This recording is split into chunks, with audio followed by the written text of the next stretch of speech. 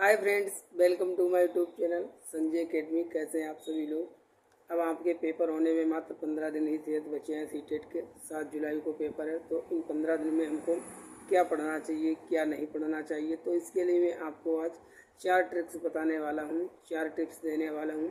अगर आपने इनको अप्लाई कर लिया तब भी आपका एक अच्छा स्कोर हो जाएगा। तो चलिए अपने वीडियो को स्टार्ट करते हैं। वो कौन कौन सी चीज़ें हैं देखिए। तो सबसे पहले तो अपने माइंड में पॉजिटिविटी रखिएगा कि जो एग्ज़ाम होने वाला है उसमें कितने कैंडिडेट बैठेंगे, क्या होगा क्या नहीं होगा। ऐसी फर्जी जो खबरें हैं उनसे थोड़ा हट बच कर रहिए। तो देखिए, सबसे पहले आपको क्या करना है। तैयारी के लिए हमको सीटेट को क्लियर करना है, सीटेट जुलाई 2024। तब सबसे पहले तो आपको प्रैक्टिस, इन 15 दिन में कोई बहुत ज़्यादा नया पढ़ने की कोशिश ना करें। प्रैक्टिस पर ध्यान दें, प्रैक्टिस जितनी ज़्यादा कर पाएँ, और प्रैक्टिस भी करें, क्वालिटी वाली प्रैक्टिस करें। केवल ऐसा नहीं हो कि वीडियो चलाए जा रहे हैं, देखे जा रहे हैं, बस ये सही है ये गलत है, ये सही है ये गलत है। ऐसे करने से कोई बहुत ज़्यादा फ़ायदा होने वाला नहीं है। अगर कोई आंसर सही है तो उसके पीछे लॉजिक क्या है, क्यों वो सही है। ऐसा तो नहीं केवल तुक्काबाजी में ही सही कर रहे हो। तुक्का लगाना है, पेपर में लगाना जाके अभी मन लगाओ, ठीक है।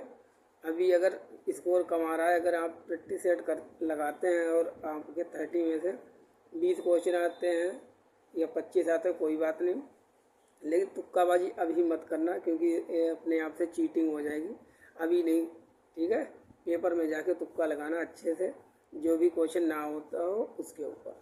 तो सबसे पहले तो आपको जो प्रीवियस ईयर क्वेश्चन पेपर है प्रैक्टिस करनी है। कैसे करके उनको प्रैक्टिस करना है, एनालिसिस करके उनकी प्रैक्टिस करना है कि कौन सा क्वेश्चन अगर सही है तब उसका कौन सा आंसर सही है, गलत है तो कौन सा सही है। और जो क्वेश्चन का आंसर ना आता हो, अगर थोड़ा भी डाउट हो तो उसको प्लीज़ रीचेक कर लेना, क्योंकि किताबों में जो है बहुत से आंसर्स जो होते हैं मिस प्रिंट भी होते हैं और गलत भी लिखे हुए होते हैं। मेरे प्रिंट तो अलग होता है, पूरा का पूरा आंसर ही गलत होता है, जिसमें आर्यन तो टॉप नंबर पर है, जिसमें बहुत गलतियां हैं।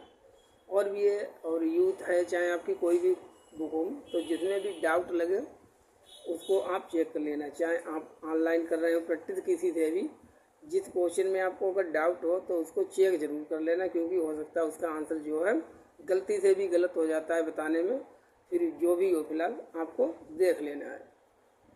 दूसरी बात क्या है, सेकेंड थिंग, कि जो आपके नोट्स हैं उनको, जो भी आपने बनाए हैं उनको आप ज़्यादा से ज़्यादा रिवाइज कीजिए, ठीक है। और एक एक कॉन्सेप्ट पर कम से कम एट लीस्ट 10 क्वेश्चन आपको जो है सॉल्व करने। जैसे आपने जीन पियाजे पढ़ा, तो जीन पियाजे पर तो कम से कम 20-25 क्वेश्चन जो है आप लगा डालिए।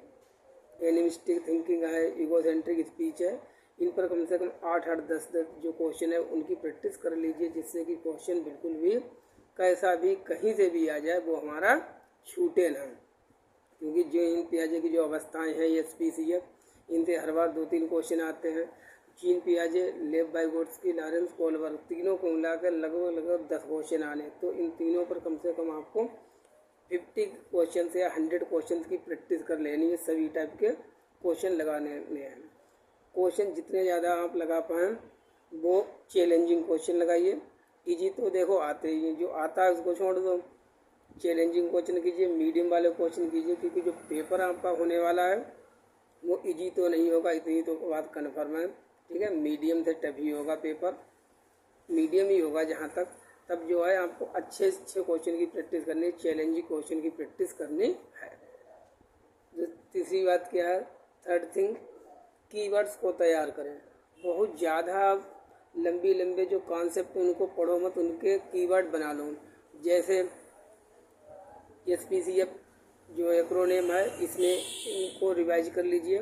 एनिमिस्टिक थिंकिंग क्या है, इकोसेंट्रिक स्पीच क्या है, MKO क्या है, ठीक है। लॉरेंस कोहलबर्ग की अवस्थाएं हैं, उनका निमोनिक्स बना लीजिए।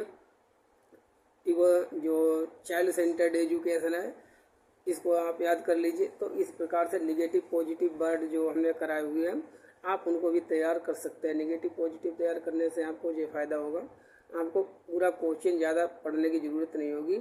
अगर क्वेश्चन पॉजिटिव है तब उसका आंसर भी पॉजिटिव होगा, अगर क्वेश्चन निगेटिव है तब उसका क्वेश्चन भी निगेटिव होगा। बहुत तो ऐसे क्वेश्चन भी आ जाते हैं जिनके लिए हमको पूरा करना भी नहीं होता, केवल कीवर्ड करके भी आप उसको सही कर सकते हैं। तो कीवर्ड्स जो है वो मोस्ट इम्पोर्टेंट है।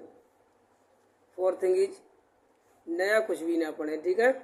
जो पढ़ना था वो पढ़ चुके हैं हम, लेकिन जो भी अभी तक आपने पढ़ा है, हाँ प्रैक्टिस तो करनी ही नहीं है। जो भी क्वेश्चन है, अगर कोई कॉन्सेप्ट नहीं आ रही है तब उसको आप इंटरनेट से, गूगल से, चैट जीपीटी से, कहीं से भी जाके आप उसको सर्च कर सकते हैं।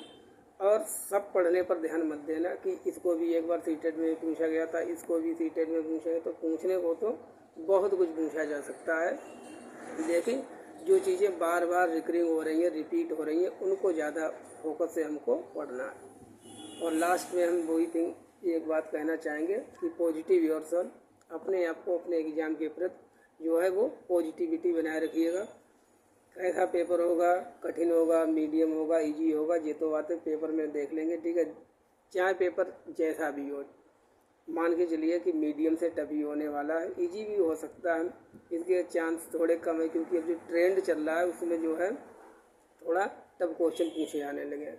But don't worry about that, tough कुछ भी नहीं है। आपने मेहनत से तैयारी की है, अपने आप पर विश्वास रखिए और आपका जो सीटेट वो 100% पास होगा।